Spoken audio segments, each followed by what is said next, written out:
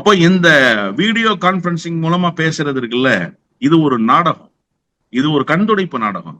அந்த மக்கள்கிட்ட நான் பேசிட்டேன்னு சொல்றதுக்காக ஒரு விளம்பர வெறிக்காக செய்கிற வேலை தானே தவிர அந்த மக்களின் துயர் துடைப்பதற்காக. நான் என்ன கேட்கிறேன், உங்கள்கிட்ட காசா சார் இல்ல, ஏன் சார் 20 லட்சம் இன்னும் கொடுக்கல? நீங்க 10 நாள் ஆச்சு இல்ல சார், ஏன் சார் இன்னும் 20 லட்சம் போய் சேரல அந்த குடும்பத்துக்கு? அறிவிக்கப்பட்ட நிவாரண தொகை இன்னும் அந்த குடும்பத்துக்கு போகலையே, ஏன்? கொடுப்பீங்களா, ஏமாத்திடுவீங்களா அந்த காசை? அதை சொல்லுங்க முதல்ல. விஜய் அந்த காசை ஏமாற்றுவதற்கான முயற்சியில இருக்கிறார்.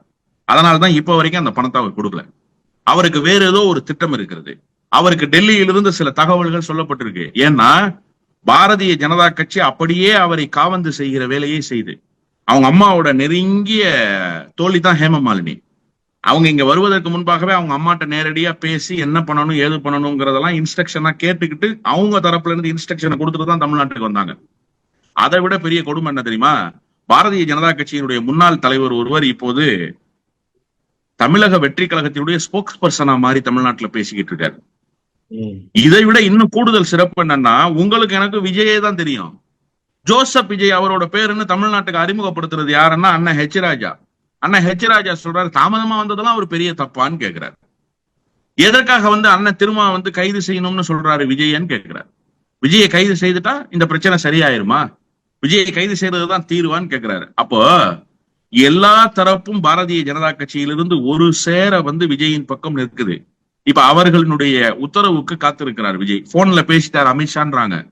இந்த சம்பவத்துல A1 குற்றவாளி விஜய் தான் சார். தமிழ்நாட்டினுடைய ஒட்டுமொத்த குரலும் விஜயே இந்த குற்றவாளி பட்டியல்ல ஏன் சேர்க்கல, விஜய் மேல ஏன் FIR போடலன்னு கேக்குறாங்க.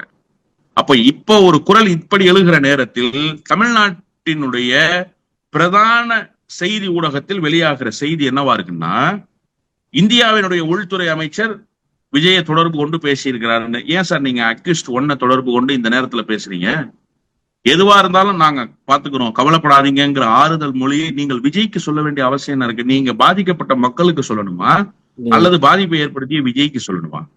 இதெல்லாம் ஆதவ் அர்ஜுனாவுடைய டெல்லி பயணம் மேற்கொள்ளப்பட்டதற்கு பிறகு நடக்குதே, இதெல்லாம் யதார்த்தமாகவே நடக்குதா இல்ல ஏதாவது திட்டமிட்டு நடக்குதாங்கிற கேள்வி இப்ப எழும்புல. இந்த சர்ச்சைக்குள் சிக்கி கொண்டிருக்கிறார் விஜய்.